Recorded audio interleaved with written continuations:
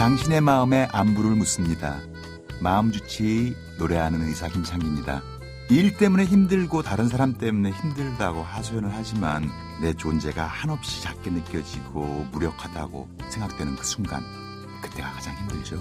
이번 주 마음주치의는 나를 나답게, 나를 온전한 나 자신으로 사랑할 수 있도록 도와주는 자존감에 대한 이야기를 함께 하려고 합니다. 자존감 수업의 저자로 잘 알려지신 분이시죠. 정신건강의학과 전문의 윤홍균 선생님과 함께합니다. 안녕하십니까? 안녕하세요. 윤홍균입니다. 대단한 저자를 만나게 돼서 좀 반갑습니다. 워낙 자존감 수업 그 책으로 알려주셔서 자존감 하면은 윤홍균 선생님을 떠올리게 되더라고요. 정신건강의학과 전문의로서 자존감에 대해서 관심을 갖게 된 계기는 무엇이었을까요? 제가 정신건강의학과 전공의 생활을 할 때요.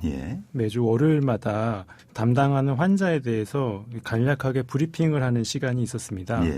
그때 이제 환자분 기분이 어떻다, 사고체계가 어떻다, 가족과의 관계가 어떻다라고 보고하는 항목들이 있었는데, 예를 들어서 수면 문제나 식욕 문제나 중독 문제 같은 다른 항목들은 그런 문제가 있으신 분들도 있고 없는 경우도 있었지만, 자존감과 관련된 항목은요, 입원하시는 모든 환자분들이 초기에는 다 문제가 있었고, 퇴원에 가까워질수록 자존감이 좀 정상화가 된다는 것이 공통적으로 적용이 됐었습니다. 레지던트로서 어린 마음에 어떤 병이든지 간에 자존감을 회복하는 게 모든 치료의 핵심이거나 공통점일 수 있겠다라는 생각을 처음 했던 것 같습니다.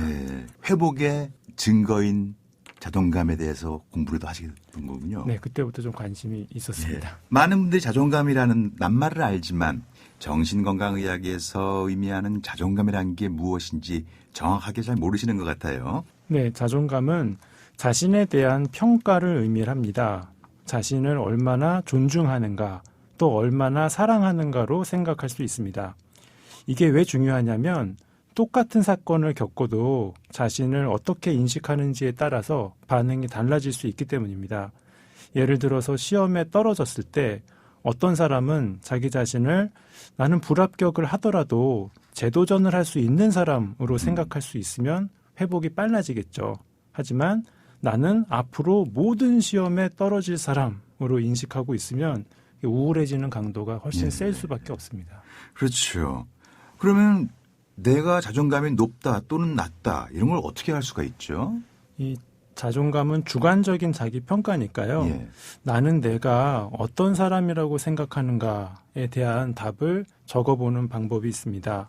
자존감이 낮은 경우에는 자신을 쓸모없는 사람, 늘 똑같은 자리만 맴도는 사람, 앞으로도 계속 안 풀릴 것 같은 사람처럼 이 부정적인 단어와 연결을 짓는 경향이 있죠. 자존감이 낮다는 것이 단순히 어떤 성격 또 개인적 특성인 것인지 아니면 정신건강적 어떤 트라우마와 관계가 있는 것인지 아니면 기질적인 문제인지 확실하게 자존감의 구성 요소들을 좀 설명해 줄 수 있을까요? 안타까운 게 이 자존감은 워낙 어릴 때 결정되는 것이 아니냐. 그래서 나중에는 아무리 노력해도 변화가 없는 것 같다.